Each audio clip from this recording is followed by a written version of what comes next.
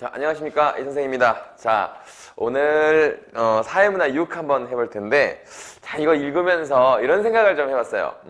선생님이 이 자리에 서 있는 게 사실은 여러분들한테 선생으로 서 있다기보다는 어떻게 보면 기술자로 제시문을 독해하고 문제를 잘 풀게 하고 하는 기술자로 서 있는데, 자, 사회문화 6 제시문을 보니까 갑자기 또 선생 버전을 하고 싶다는 이런 생각을 했습니다. 최대한 자제하겠지만 그런 생각이 들 만큼 참 재밌는 제시문이네요. 자, 선생님은 사실은 약간 이 사회문화 6 같은 이런 제시문들을 작년에는 안 했죠. 왜냐면 어렵지 않은 제시문이라서 안 했던 거예요. 그러니까 여러분들한테 크게 도움이 되지 않을 것 같아서 안 했는데, 자, 이런 제시문 하게 되니까 가끔 이제 제 얘기도 하고 싶고 그런 욕심이 좀 생기네요. 그러니까 하다가 선생님이 좀 팍 땡기면 다른 얘기도 하면서 한번 가볼게요. 사회문화 6은 전체적으로는 혐오에 대한 이야기잖아요. 그쵸? 혐오에 대한 이야기입니다. 첫 번째 문단에 이제 혐오에 대한 정의를 했죠. 자, 혐오에 대한 정의를 하면서 이걸 규제하는 방법, 그리고 사례, 약간 이런 것들이 이렇게 나온 이런 제시문이라서 사실은 읽을 때 하나도 어렵진 않았을 겁니다. 자, 근데 이 혐오라고 하는 것이 근원적으로는 어떻게 된 거냐면, 자, 거기 보면 그 감각 경험이나 자, 감각 경험, 그리고 생리적 반응에서 비롯된대요. 자, 생리적 반응에서 비롯된다. 자, 쉽게 말하면 여러분들이 이제 하수구 같은데 들어가고 싶나요? 나 하수구가 좋아요. 뭐 이런 사람 있어요? 난 하수구를 늘 찾아다닌답니다. 이런 사람 없잖아. 그쵸? 자, 그러니까 하수구를 안 가는 이유가 뭐예요? 하수구에서 냄새가 심하다는 걸 알죠. 그쵸? 그리고 거기에 대해서 생리적 반응이 약간 막 코를 막거나, 막 구획질이 난다거나, 이렇게 되잖아. 그러니까 난 그게 너무 싫은 거죠. 그쵸? 자, 그러니까 기본적으로 혐오는 이렇게 감각 경험과 생리적 반응에 위에서 기반으로 시작을 하는 거예요. 자, 그런데 요게 지금 안 가는 이 감각 경험과 생리적 반응이 혐오로 이어지는 건 뭐냐면, 이게 자신을 오염시킬 수 있다. 자신을 오염시킬 수 있다라는 생각 때문에 안 가는 걸 거예요. 그래서 이제 사실 이 생리적으로 약간 좀 더럽고 안 좋은 것들에 대한 거부감은 우리가 이게 생리적인 본능이라고 해요. 생리적인 본능이라서 이것들을 좀 꺼려 하려고 하는 거겠지. 그치? 그래서 이제 좀 약간 지저분해 보이고, 음식도 되게 지저분해 보이고 막 썩은 내가 나면 안 먹잖아요. 그치? 그런 것들이 그냥 우리가 그냥 감각에 의한 거라기보다 이게 내 몸에 안 좋다라고 하는 그런 생리적인 나한테 이게 나를 오염시킬 수 있다라고 하는 생리적 반응이라고 합니다. 그러니까 이게 감각 경험과 이 생리적 반응이 같이 결합된 거겠죠. 자, 그런데 이거를 어디다가 연결을 시키면 안 되겠어요. 어떤 인간이나 어떤 집단에다가 이걸 연결시키면 사실은 안 좋죠. 우리는 이걸 알고 있어요. 알고 있지만 사실 우리 사회는 이게 꽤나 만연되어 있죠. 그죠? 자, 그게 문제입니다. 그래서 거기 그 맨 밑에 보시면 이러한 혐오는 낯설거나 불편하게 느끼는 비주류적 특성을 가진 집단이나 개인을 향할 수밖에 없다라고 해서, 자, 이 혐오가 어디를 향해 있느냐 하면 비주류적 특성을 가진 집단, 비주류적 집단, 그리고 또는 사회적 소수자, 같은 뜻이니까 사회적 소수자, 자, 이쪽을 향해 있다라고 얘기를 하는 것 같아요. 그러니까 지금 사회적 소수자가 꽤나 있겠죠. 자, 우리 사회로 보면은 뭐 외국인 노동자분들이 그럴 것이고요. 그다음에 성소수자가 그럴 것이고요. 약간 장애가 있으신 분들, 자, 그런 분들이 이제 지금 비주류이자 사회적 소수자라고 볼 수 있겠죠. 그런 분들에 대한 이제 혐오가 사실 사회적인 문제가 될 수 있다. 첫 번째 문단에서 소개하고 있는 건 그거예요. 자, 그럼 이걸 조금 더 구체적으로 설명을 해보면 이게 뭐냐면, 이게 개인 감정으로서의 혐오가 있고, 자, 개인 감정으로서의 혐오가 있고, 자, 그 다음에 또 뭐가 있냐면 사회 현상으로서의 혐오가 있답니다. 자, 사회 현상으로서의 혐오가 존재한다, 이렇게 되어 있는데, 사실 이 개인 감정으로서의 혐오는 사실 그렇게 나쁘다고 볼 수는 없어요. 우리는 어쩔 수 없잖아요. 그치? 아까 이것처럼 생리적인 반응이 나타나는 것이라면 우리는 그거를 이렇게 그래, 어쩔 수 없죠. 싫은 건 어떻게 하겠어요. 그쵸?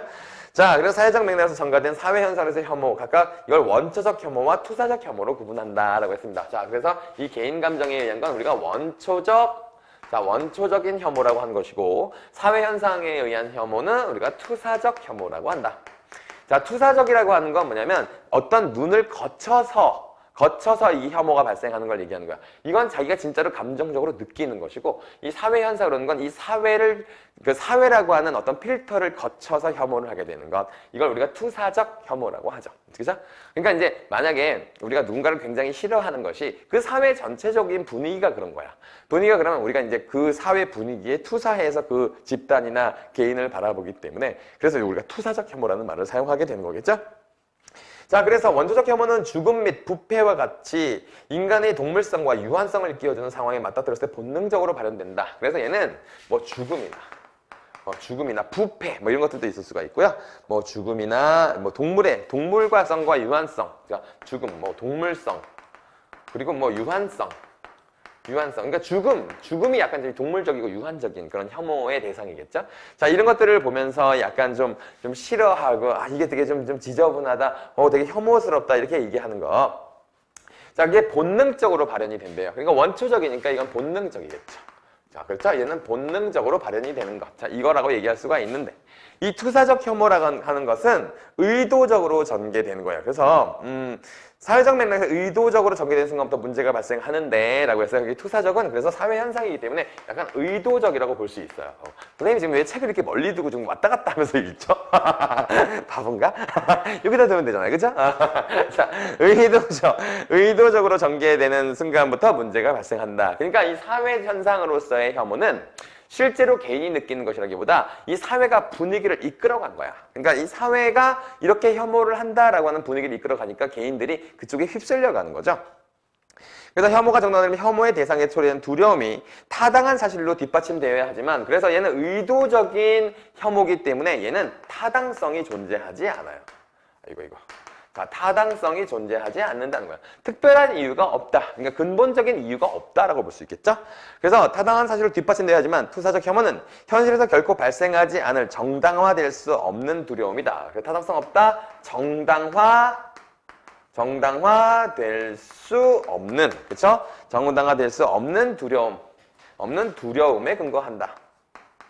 왜냐하면 인간들은 기본적으로 자기와 다르면 그 약간 막연한 두려움을 갖게 돼 있어요. 그래서 우리가 여러분들이 그 외계인이라고 하는 걸 생각해 보면 외계인은 일단 약간 호기심의 대상이긴 하지만 근본적으로 두려움을 갖고 있어요. 왜 그러냐면 우리와 다르다는 생각을 하기 때문이죠. 그러니까 어떻게 다른지를 우리가 파악할 수 없으니까. 그러니까 우리가 무지의 두려움이라고 하는데 이게 뭔가 모르면 되게 두려워요. 그렇죠? 그래서 남학생들 군대 가기 전에 되게 두렵거든요. 군대 안 겪어봤으니까. 그렇죠? 어디서 듣는데 실제로 겪어보지 않고서는 약간 몰라요. 왜? 막연한 두려움이에요. 모르니까. 그래서 정당화될 수 없는 두려움. 실제 겪어보지 않고 하는 두려움을 얘기하는 거겠죠. 그러니까 근거에 의해서 뒷받침되지 않고요. 그 다음에 정당화될 수 없다. 이것이 그냥 어떻게 이게 맞다 틀리다로 봤을 땐 별로 옳지 않은 두려움을 갖는 거. 그러니까 증명되지 않은 두려움을 갖는 거. 이걸 얘기하는 거겠지. 자, 이게 사회현상, 그 투사적 두려움의 특성이다. 이렇게 볼 수 있어요. 그래서 그런 틈에서 누스바움이라고 하는 사람이 이걸 설명한 거거든요. 자, 내가 이 사람을 빼먹었네요. 이런 얘기를 구분한 게 누스바움이라는 사람이에요. 자, 누스바움이라는 사람이 그래서 이렇게 해서 구분을 해놨는데, 그래서 원초적 혐오는 법의 테두리에 대해서 보호받을 수 있는데 만약에 투사적 혐오는 그렇지 않다. 그러니까 얘는 법적으로 그럴 수 있는 거예요. 자, 법적으로 그럴 수 있지만 얘는 법적으로 그래서는 안 되는 거죠. 그렇죠? 왜냐하면 이유 없이 정당한 근거 없이 어떤 집단이나 개인을 이렇게 차별한다거나 조금 이렇게 혐오한다거나 하면 자, 사회적인 문제가 발생할 수 있죠. 자, 그렇기 때문에 이제 이거에 대한 얘기입니다. 자, 선생님이 예전에 이런 일이 있었어요. 그 선생님 학생들이 이제 시험이 끝나가지고 선생님이 이제 회식을 시켜주러 고깃집에 갔거든요. 근데 선생님은 비싼 고깃집에 데리고 가기 위해서 나 돈 없어. 그래서 싼 고깃집 갔어요. 고기 뷔페에 갔는데 그때 이제 한 가정이 여기서 이제 이 테이블에서는 이제 한 가정이 밥을 먹고 있어, 고기를 먹고 있었고 우리가 자리를 잡았고 약간 뒤에 약간 이런 거죠. 우리가 여기 앉았으면 여기는 개인 가족들이 있었고 여기서 회식을 했는데 외국인 노동자분들과 우리나라 그 노동자분들이 이제 섞여가지고 회식을 하는데 외국인 노동자분 중에 한 분이 생일이었나 봐요. 그래가지고 이제 케이크를 놓고서 생일 파티를 한 거야. 그런데 이제 선생님 생일인가 보다 그랬죠. 생일인가 하고 우리는 뭐 신경 안 썼죠. 근데 생일 축하한다 이런 생각 했겠어요? 그런 거 안 했어요. 그런 거 안 했는데 이제 그 외국인 노동자분이 우리나라에서 좀 오래 사셨는지 우리나라에 그 술집에 가면 이런 문화가 있어. 생일 파티를 하면 그 케이크를 이렇게 쪼개가지고 약간 옆 테이블에 이렇게 나눠주면 생일이라서 이게 선물 이렇게 좀 케이크를 좀 나눠드릴게요 하면서 나눠주러 이렇게 다니더라고요. 그래서 우리도 받았어요. 받았더니 우리 그 선생님이랑 같이 간 애들 다 식충이들이었거든요. 무조건 먹을 게 오면 좋아하는 애들이었어. 그러니까 이게 고기 먹고 케이크 먹어야겠다 해가지고 케이크 한 덩어리를 이렇게 우리가 갖고 있어. 한 조각 갖고 있었죠. 자, 그리고선 이제 옆 테이블에도 이제 이 케이크를 주고, 이렇게 여기 다시 앉아서 또 이렇게 좀 얘기를 한 겁니다. 자, 얘기를 하는데, 여기 이제 여기에 할아버지 할머니가 있고, 또 부부가 있었고, 아이들이 있었는데, 그 조그만 여자아이가 있었어요. 한 7살 정도 되는 여자아이가, 케이크다! 하면서 이제 고기 많이 안 먹고, 이게 먹고 막 돌아다니잖아요. 돌아다니다가, 케이크다! 하면서 케이크를 먹으려고 딱 하는데, 여기 앉아 계신 할아버지가 크게 호통을 치셨어요. 뭐라고 호통을 쳤냐면, 야, 더러워, 먹지 마! 이러시는 거야. 선생님이 여기 옆에서 앉아서 듣고 있었거든. 나 여기 앉아 있었어. 그리고 할아버지 여기 앉아 있었어요. 자, 그런데 일순간 여기 고깃집이 조용해졌어요. 조용해지고 그 소리가 되게 약간 크게 들렸어요. 되게 우연히. 그러니까 이쪽 테이블도 갑자기 막 왁자지껄한 그런 축하의 분위기다가 갑자기 싹 조용해지는 거야. 근데 누군가가 이제 이 어색함을 깨려고 다시 이야기를 시작해서 다시 시끌벅적해졌죠. 근데 그때 선생님을 비롯한 내 학생들이 다 얼굴이 불그레해졌습니다. 되게 부끄럽더라고요. 너무 뭔가 되게 부끄러웠어요. 그래서 선생님이 없는 돈에 이 테이블에 보니까 맥주를 드시고 계시더라고. 그래서 맥주를 3병을 시켜드렸던 경험이 있습니다. 그러니까 이게 너무 창피했어요. 이걸 대신 사과한 그런 맥주였었어요. 자, 근데 그게 뭐냐면 이 할아버지가 뭐 그렇게 엄청나게 무슨 사회 악이겠어? 그게 아니라 그냥 평범한 할아버지였을 거라고. 평범한 할아버지였을 텐데 이 사람은 뭔가에 대한 두려움이나 혐오를 갖고 있었던 거야. 두려움이 그러니까 나랑 다른 애들이 우리나라에 들어와서 우리 걸 뺏어간다. 막 이런 식으로 되게 약간 이가 막연한 엄청난 혐오를 가지고 있었나 보죠. 근데 그걸 아까 개인적 혐오라고 생각하면 그럴 수 있거든요. 근데 그게 그렇게 겉으로 얘기하고 혐오를 막 표현하고 그거는 조금 선생님이 생각할 때 너무 양식에 어긋나는 일이더라고요.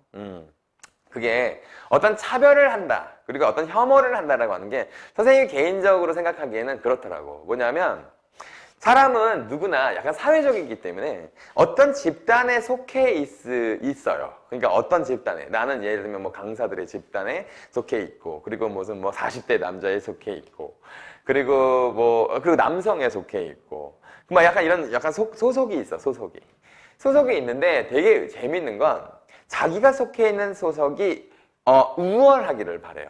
그렇죠? 누구나 그런 생각을 갖고 있는 것 같아. 근데 자기 스스로 자기가 속해 있는 집단이 우월하다고 혼자서 생각하면서 그래, 난 괜찮아. 이건 자존감이라고 하는 거야. 이건 괜찮아. 그런데 참 많은 사람들이 상대방을 비하하죠. 상대방을 혐오해요. 상대방을 혐오함으로써 자기가 더 위에 있다고 느끼는 것 같아. 그래서 사람들이 이렇게 혐오를 자꾸 하는 게 아닌가. 이런 생각이 드는데 우리 지금 이 수업을 듣고 있는데 갑자기 선생 버전 해갖고 미안해요. 미안한데 그러지 맙시다. 그러지 말고 그러니까 같이 위로 올라가면 되잖아요. 그러니까 이 사람 이쪽 집단도 좋고 이쪽 집단도 좋고 서로 인정하고 그런 분위기가 되면 좋은데 누군가가 먼저 혐오를 하면 그쪽에서도 혐오를 한다고. 그렇죠? 그러니까 그러지 말자고. 내가 있는 집단과 내 사회와 내가 우수하다는 건 나 혼자만 증명하면 돼요. 나 혼자만 증명하면 돼. 그 자신, 내 혼자가 그걸 증명하는 자신이 없는 애들이 남들을 혐오하는 겁니다. 그런 사람들 불쌍한 거예요. 불쌍한 거니까 우리 그쪽에 휘말리지 맙시다. 투사적 혐오 이런 거 하지 맙시다. 자, 이렇게 쉬운 제시문 하니까 이런 얘기할 시간도 있고 아주 좋네요. 근데 좀 미안해요. 그만할게요. 너무 남사시하게 막 닭살 돋게 생각하지 마세요. 자, 그리고 이제 3번째 문단으로 가볼게요. 3번째 문단은 그래서 혐오 표현은 투사적 혐오라 불리는 정당화될 수 없는 혐오를 근거로 사회의 비주류에 속하는 소수자 개인 또는 집단의 존엄성을 부정하는 표현 행위를 가리킨다. 난 이 문장이 너무 웃기더라. 3번째 문단의 첫 번째 줄과 두 번째 줄 중간까지를 그냥 밑줄 치세요. 이게 위에서 설명한 문단, 첫 번째 문단, 두 번째 문단을 다 무색하게 만들어버렸습니다. 한 방에 다 정리했죠? 자, 그 말이에요. 자, 이거는 이제 다 많이 얘기한 거니까 그렇게 뭐 어렵지 않잖아요. 어렵지 않으니까. 자, 그러면 이제 그 세 번째 문단에서 얘기하는 건 세 번째 문단에서는 자, 혐오 표현은 표적이 되는 개인 또는 집단에게 직접적인 해악을 끼친다. 자, 세 번째 문단에서 자, 이 혐오 표현은 자, 혐오 중에 약간 이게 투사적 혐오 있잖아요. 이 투사적 혐오는 혐오 중에 이제 투사적 혐오를 얘기하는 겁니다. 개인적 혐오는 이제 특별하게 다루지 않아요. 이 투사적 혐오는 그러니까 사회적으로 만들어진 혐오 있잖아요. 투사적 혐오는 직접적인 해악을 끼칠 뿐 아니라 일단 직접적인 해악을 끼칩니다. 자, 왜냐하면 일단 어떤 한 집단을 혐오하게 되면 이제 사회적 갈등이 발생되는 건 둘째치고라도 그 집단에 굉장히 큰 문제가 발생할 수가 있겠죠. 그쵸? 자, 그래서 혐오의 고치, 선동 메시지, 제3인 청중들의 전달 사회적 소수자에 대한 배제와 차별, 폭력 등을 주장한다. 그래서 이게 뭐냐면 배제와 그다음에 차별 그리고 폭력. 그러니까 폭력 사태도 발생하죠. 그렇죠? 자, 이런 것들이 만들어진다는 겁니다. 자, 그래서 자기만 옳다고 생각하고 상대방이 틀렸다고 생각하면 약간 이런 일이 발생해요. 그렇죠? 그런 일이 발생합니다.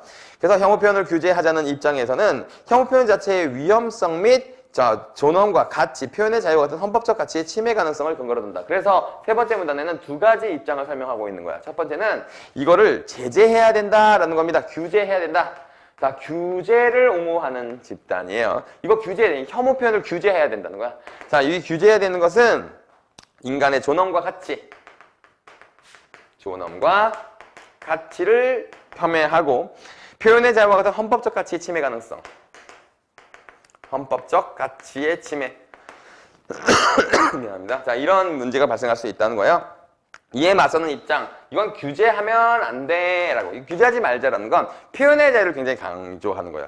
표현의 자유는 혐오 표현과 똑같이 보장되어야 된다. 자, 얘는 표현의 자유가 매우 중요하다. 그러니까 혐오도 여기 표현의 자유의 혐오의 표현도 혐오 표현도 표현의 자유에 포함된다는 거죠.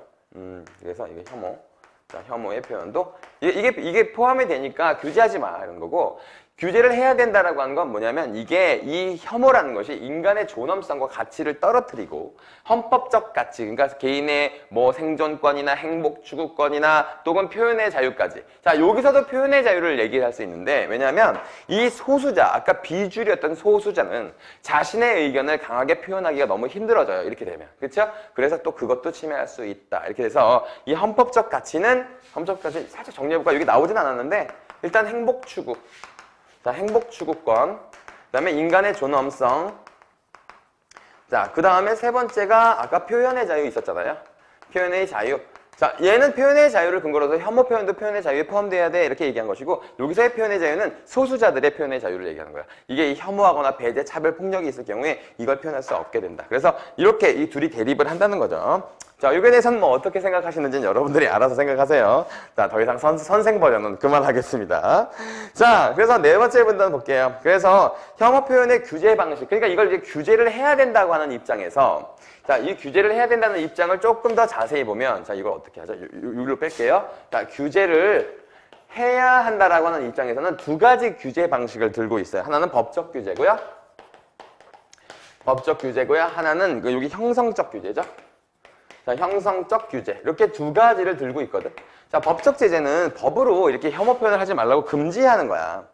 형사범죄와 민사고제, 차별시정 등과 같이 법적으로 혐오 표현을 금지하는 방식이며 형성적 규제는 국가기관 또는 시민사회가 앞장서서 자, 국가, 그다음에 시민사회 등이 앞장서가지고 이런 것들을 혐오 표현을 못하게 막는 거야. 자율적으로 막는 거. 법으로 통제하는 것이 아니라 이걸로 막는 거죠. 자, 이 두 개 중엔 여러분들이 딱 보기도 어떤 게 더 좋아요? 얘가 더 좋지 않아요? 왜냐면 법적 규제는 진짜 자칫하면 표현의 자유를 너무 과도하게 침해할 수가 있어요. 이 법이. 그래서 금전에 합의할 수 있도록 유도하는 방식이다. 이건데 더 이상적인 방법은 형성적 규제라고 할 수 있다라고 하는 거죠. 자, 혐오 표현을 법적으로 금지하지 않음으로써 표현의 자유에 대한 침해를 방지하는 한편, 그러니까 자, 법적으로 규제하게 되면 이거는 표현의 자유를 조금 침해하는 요소가 너무 큰 거야. 그렇죠? 그래서 이거 하지 말고 요게 더 낫다 이렇게 얘기하는 거겠죠?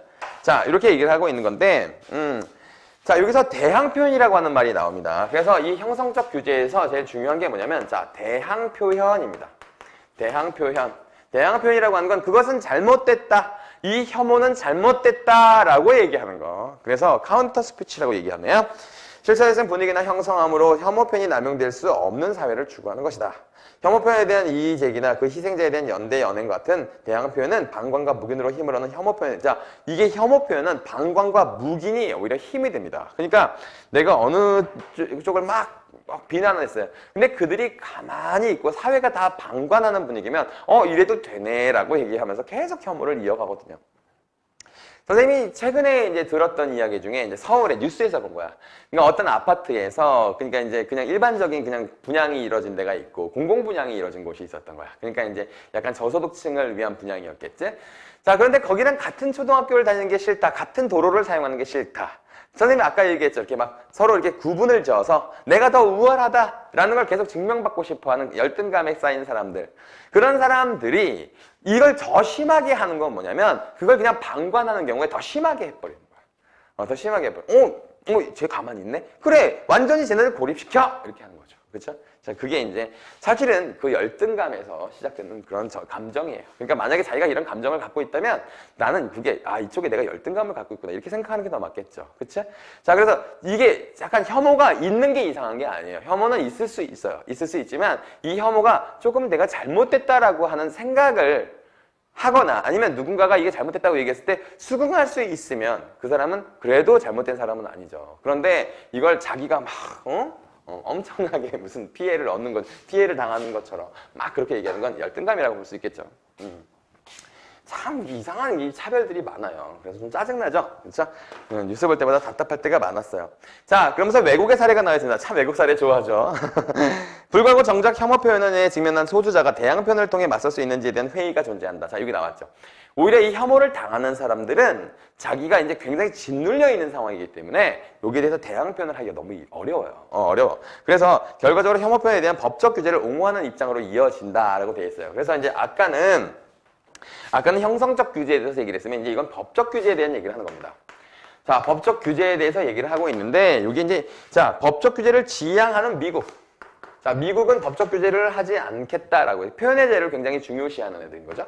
그래서 이제 그런데 사실 미국도 형성적으로는 아마 내가 알기로는 이것도 차별금지법이 있는 걸로 알고 있는데 그렇게까지 이게 규제를 강하게 하진 않은가 봐. 그래서 미국은 좀 약하다. 근데 미국이 이제 그 흑인에 대한 차별이 있잖아요. 그쵸? 그래서 이제 미국에 비해 영국, 캐나다, 독일에서는 혐오 표현에 대한 적극적인 규제를 시행하고 있다. 자, 얘는 여기서 좀 소극적. 그러니까 얘는 지양한다고 했죠. 별로 이렇게 규제를 하지 않는 것이고 영국, 그다음에 캐나다, 독일 같은 경우에는 얘를 되게 적극적으로 법적 규제를 하고 있다는 겁니다. 자, 독일의 사례가 좀 더 많이 나오고 있는데 독일은 이것 때문에 큰 일을 겪었던 나라이기 때문에 이런 규제를 굉장히 강하게 하는 게 맞죠. 왜냐면 여러분들 그 유대인에 대한 그 독일에서의 차별 여러분 다 아시죠? 홀로코스트로 대변되는 그 유대인에 대한 차별이 있었잖아요. 그쵸? 자, 그래서 이제 그런 것들을 해서는 안 된다라고 하는 그 역사적인 교훈이기 때문에 이 독일의 사례를 든 것 같습니다. 자, 이 가운데 가장 적극적인 입장을 취하는 독일의 혐오 표현에 관한 법제는 홀로코스트와 같은 역사적 사실을 부정하는 행위를 혐오 표현으로 간주하고 있다. 그래서 이제 독일만 조금 따로 떼어서 얘기해 볼게요. 자, 독일은 자, 첫 번째가 뭐였냐면 자, 이거는 이제 그 역사적 사실을 부정하는 거. 이게 홀로코스트죠. 역사적 사실을 부정하는 것도 혐오 표현이라고 얘기했어요. 왜냐하면 반성하지 않는다는 거지. 왜냐하면 홀로코스트는 유대인을 차별했기 때문에 발생하는 일인데 그거를 우리가 반성하지 않으면 안 돼. 이렇게 얘기를 하는 건데 이게 부정한다는 건 반성을 안 한다는 뜻이잖아요. 그렇죠? 그래서 이것도 혐오 표현의 일종이라고 바라보는 겁니다. 또한 특정 집단에 대한 모욕의 경우에 독일 법원은 불가변적인 특성. 자, 이걸 조금 어려워할 수 있겠더라고요. 자, 불가변적 특성. 자, 그 다음에 집단 외부에 의하여 부여된 특성. 자, 부여된 특성인데 이걸 자, 뭐라고 볼 수 있냐? 불가변적 특성은 자, 예를 들면 내가 여성으로 태어나서 차별을 받아요. 지금 듣는 학생 중에 여성이 있다고 쳐보세요. 여성인데 차별을 받아요. 기분이 어떻겠어요? 기분 나쁘죠? 그렇죠? 기분이 나쁜데 그 기분 나쁜 거에 근원을 가면 내가 여자로 태어나고 싶어서 태어난 게 아니잖아요. 그렇지? 그러니까 이 불가변적 특성이라는 건 그거야. 흑인 같은 경우에도 내가 선택한 게 아니죠. 유태인도 내가 선택한 게 아니죠. 그렇죠? 그게 불가변적 특성이야. 바꿀 수 없는 특성이죠. 바꿀 수 없는 혹은 선천적인 이런 것들이죠. 부여된 특성 같은 경우에는 외부에서 주입된 거죠. 예를 들면 유태인에 대해서 뭐 굉장히 부정적인 인식들을 심는 그런 특성들을 막 부여했을 거 아니에요. 그렇죠? 그래서 차별하고 혐오했을 거 아닙니까? 그래서 이게 부여된 특성도 그런 뜻이고 불가변적은 바꿀 수 없는 타고난 이런 것들이죠. 그래서 이거에 대해서 차별을 하는 건 너무 나쁘다는 거지. 그치? 이건 너무나, 이건 그 사람들이 선택한 게 아니에요. 예를 들면 내가 살인을 선택했어요. 그래서 살인 범죄를 저지른 사람을 우리가 혐오하고 미워하는 건 걔가 선택한 일이잖아요. 그러니까 우리가 이제 그 사람들은 비난할 수 있지만 그냥 얼굴이 검게 태어났다. 그래서 차별을 당한다. 자, 이거는 안 되는 거죠. 왜? 바꿀 수 없는 거고 그 사람들이 선택한 것이 아니잖아요. 그렇죠? 그거 하지 말라는 겁니다. 그래서 집단 모욕죄, 일반 대중의 경우 일반 대중으로부터 명백히 구별되는 집단 구성원 전체를 표적으로 하였다면, 그래서 일반인과 구별되는 어떤 특정한 집단을 모욕하고 혐오했다면, 자, 집단 모욕죄를 인정한다. 그렇게 되면 집단 모욕죄를 적용한다. 자, 다음에 이와 같은 혐오 표현을 관련된 내용이 인터넷망에 게시될 경우 유포의 범위가 너무 넓어질 수 있다는 점에서 대중선동죄로 판단한다. 자, 인터넷 같은 경우에 요즘에 참 그 네트워크, SNS에서 혐오에 관련된 그 글이 많죠. 선생님도 보다 보면 이거 왜 굳이 이렇게까지, 특히 연예인에 대한 거나 누구에 대해서 막 혐오하잖아요. 그리고 그게 굉장히 반응이 좋아. 그게 왜 그런지 모르겠어. 그러니까 그게 뭐가 그렇게 재밌어요? 뭐가 그렇게 재밌는지 모르겠는데 인터넷을 통해서 막 유포한단 말이야. 자, 이렇게 되면 뭐야? 이거는 대중선동죄가 된다는 거죠. 대중선동죄. 선동죄. 누군가가 죄가 있기 때문에 인터넷에 올려서 막 사람들이 씹어대는 거? 뭐래? 그것까지는 조금, 그래, 뭐 그럴 수도 있지. 뭔가 스트레스 해소. 난 그것도 싫어해, 사실은. 그것도 싫어하는데, 근데 약간 좀 어떤 집단이나 어떤 사람들, 뭐 어떤, 뭐 단체, 이런 것들을 막 그냥 잘 알아보지도 않고 막, 인터넷을 통해서 막 비난하고 혐오하고 하는 건 대중선동죄가 될 수 있다는 거야. 그러니까 독일에서 만약에 유태인에 대해서 그렇게 얘기를 했다 그러면 대중선동죄가 되는 거죠. 자, 그래서 소셜 네트워크 집행법이라고 한답니다, 이거를. 그래서 인터넷 해외의 것이더라도 이런 내용이 자국 내에 유포돼 영향을 미칠 가능성이 있다면 소셜 네트워크 집행법도 존재한다. 그래서 여기다 대중선동죄에다가 여기 이름이 그냥 소셜 네트워크 집행법, 소셜 네트워크 집행법. 이거 설명 안 해도 되죠? 이런 것들이 있다는 겁니다. 그래서 이제 우리나라 같은 경우에도 혐오 표현으로 한 사회적 문제가 굉장히 만연되어 있다. 그래서 규제론적 담론이 활발하게 진행되고 있다. 그래서 뭐 인터넷 실명제를 하고 명예훼손해서 조금 더 약간 이런 것들을 좀 더 강화하자라고 하는 움직임이 있어요. 자, 혐오 표현에 관한 체계적이고 구체적인 대응이 부재하고 관련 법령의 제정 속도 더딘 상황이다. 근데 그게 늘 아까 얘기했던 그 헌법에서의 표현의 자유와 늘 이렇게 부딪혀요. 그러니까 과도하게 제한한다. 아니다. 그래도 이건 이 혐오가 더 나쁜 것이다 해가지고 둘이 맨날 대립하는데, 그러니까 지지부진하죠. 이거에 대한 처벌 규정은. 자, 선생님 처벌 규정을 되게 찬성하는 편은 아니에요. 그러니까 아까처럼 형성적인 규제가 필요하다라고 얘기하는데 모르겠어요. 나도 이건 결론을 낼 수가 없더라고. 이러한 상황이 지속되는 혐오 표현을 무제한적으로 허용하는 것으로 이해될 수 있으므로 규제할 수 있는 입법적 조치를 서둘러 마련할 필요가 있다. 이제 여기서는 하나 딱 정해졌죠. 그러니까 빨리 좀 해라 이런 얘기입니다. 그러니까 사실 이게 너무 심해졌기 때문에, 그러니까 이게 정도 차이죠. 약간 좀 참을, 그러니까 우리가 사회적으로 용인할 수 있는 정도였다면 규제를 만들라는 소리는 안 했을 텐데, 요즘에 SNS에 굉장히 많은 비난과 특정 인물에 대한 명예훼손과 이런 것들이 굉장히 많이 발생하니까, 그래서 이런 규제가 필요하다라고는 인식이 조금 더 강해졌겠죠. 그러니까 제시문도 이렇게 나왔겠죠. 그쵸? 자, 여기까지 보시면 될 것 같아요. 자, 문제는 사실 되게 쉬웠어요. 문제 다 쉬워요.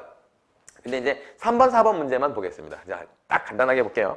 자, A의 전제로 가장 적절한 것은, 자, A가 더 이상 방법은 형성적 규제, 이 가운데 더 이상적인 방법은 형성적 규제를 할 수 있다. 그러니까 더 좋은 방법이 형성적 규제이다. 왜?